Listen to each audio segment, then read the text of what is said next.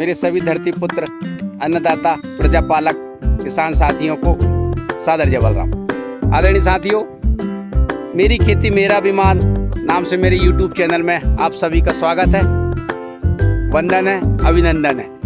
आदरणीय साथियों, summer season में मूंग का जो घमासान मचा है उसमें ये पहला स्प्रे हमने अब चालू किया है और ये मूंग हमारी आप देख रहे हैं ये उग चुकी है और इसकी उम्र आज हो गई है 12 दिन। और 12 दिन में साहब ये पहला स्प्रे हमारा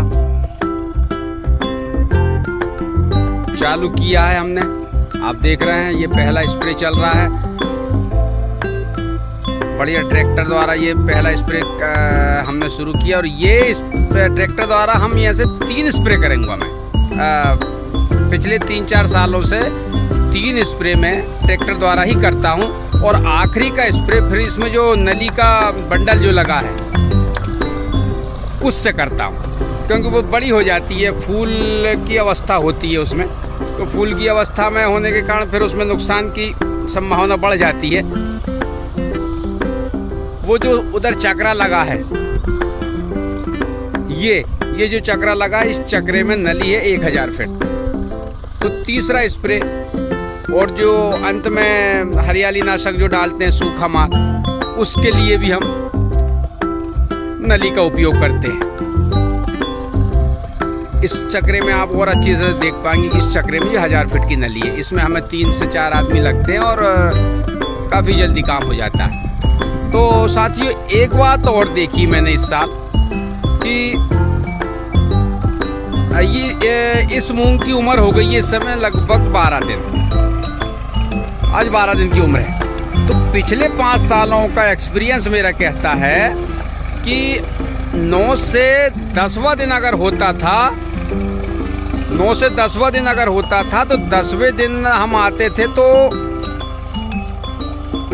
नुकसान मूंग में हमें 101% नजर आ जाता था। मतलब सूरज की तरफ करके अगर मूंग को ऐसे देखते थे तो उसमें बारीक बारीक झिल्ली टाइप की, मतलब ईल का प्रकोप साफ समझ में आता था और पत्ते के नीचे इल्लियों का झुंड भी नजर आता था। लेकिन इस साल की अगर बात करूं तो ये भी 12वां दिन है और 12वें दिन में अभी कहीं से कहीं तक पिछले सालों की तुलना में रोग बिल्कुल भी नहीं है। ये अच्छा, यही चीज चने में भी थी। इसके पहले जो चने की फसल हमने जस्ट इसके पहले जो चने की फसल काटी है रबी सीजन में, वो स्थिति चने में थी कि 1 और 2 स्प्रे में चने की फसल काट ली है, और नहीं तो वही चने की फसल में 4 से 5 स्प्रे तक पिछले सालों में लगे हैं। तो इस बार ईलों का प्रकोप कम है।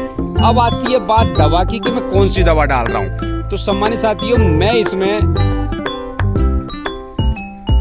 PI कंपनी की कास्को का उपयोग कर रहा हूं और अभी 3 ml पर पंप, यानी कि 1 एकड़ में 5 पंप, यानी कि 15 ml प्रति एकड़। ये PI की कास्को है, जो कास्को, वेस्टिकोन, कोराजन, इनमें एक ही टेक्निकल है, सिर्फ कंपनी का फर्क है। तो ये कास्को, PI की कास्को का मैं उपयोग कर रहा हूँ और 15 ml प्रति एकड़ का उपयोग इस समय मैं कर रहा हूँ। और एक बड़ी जानकारी मजे की बताऊँ आपको, और बड़ी बहुत ज़रूरी है, ये शायद आपके काम भी आएगी, क्योंकि दुकान वालों ने ऐसा हल्ला मचा के रखा, ऐसा हवा फैला के रखा हम किसानों में कि पता नहीं अगर ये नहीं डालेंगे तो क्या हो जाएगा।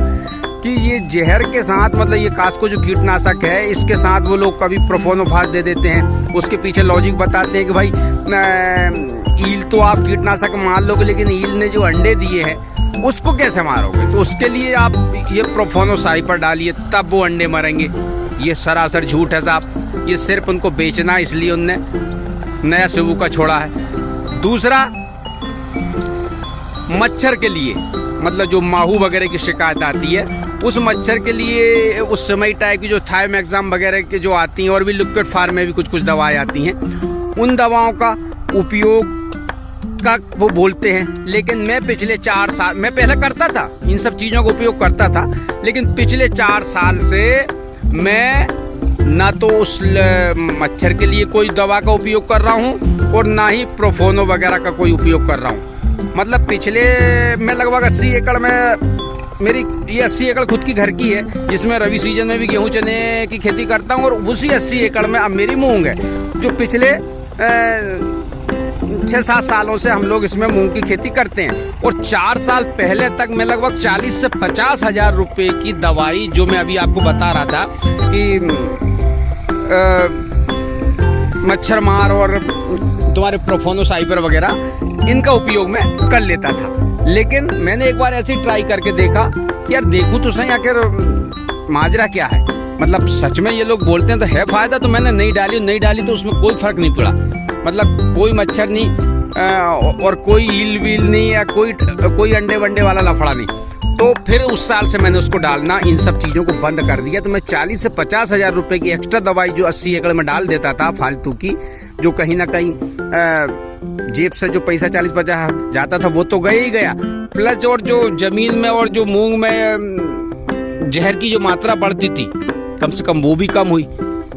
तो मैं आपको सलाह देता हूं कि आप अगर मेरी ना भी मानो तो ठीक है, लेकिन 1 एकड़ में इन सब चीजों को आप मत डाल के, और जिसमें आप अपने एरिया में दूसरों में डाल रहे हैं उसमें और इसमें आप खुद अंतर समझ लें, अगर मेरी नहीं मानते हो तो मेरा मतलब कहने का ये है कि हमने इन सब चीज़ों को, जो छोटी छोटी चीज़ें हैं, इन सब चीज़ों का जो लागत है, इस छोटी छोटी लागत को हम कम करके खेती को हमारा लाभ का धंधा बना सकते हैं।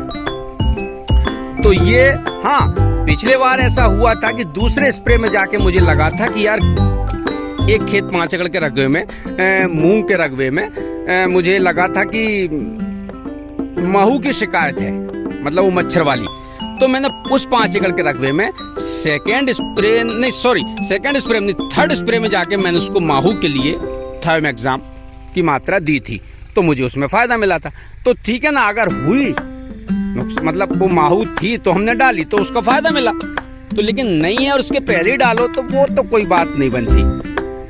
तो मेरी सलाह यही है आदरणीय साथियों कि ऐसा कहीं कुछ अगर आपको भी, आप ऐसे लोग व्यापारी के चक्कर में पागल बन रहे हो तो ना बने, और इन सब चीज़ों से फालतू की वेस्टेज की जो दवाई डालते हैं। हाँ, कीटनाशक तो एक ऐसी है कि वो बहुत ज़रूरी है, क्योंकि ईल तो साफ नज़र आती है। बाकी ये दूसरी चीज़ें, मच्छर और अंडे और ये और वो, ये सब फालतू की बातें हैं, इनमें आप भरोसा ना करें और सिर्फ इसी का अकेली कीटनाशक का उपयोग करें, और अपनी लागत को, जो दूसरी चीज़ों को ना डाल के अपनी लागत को कम करें।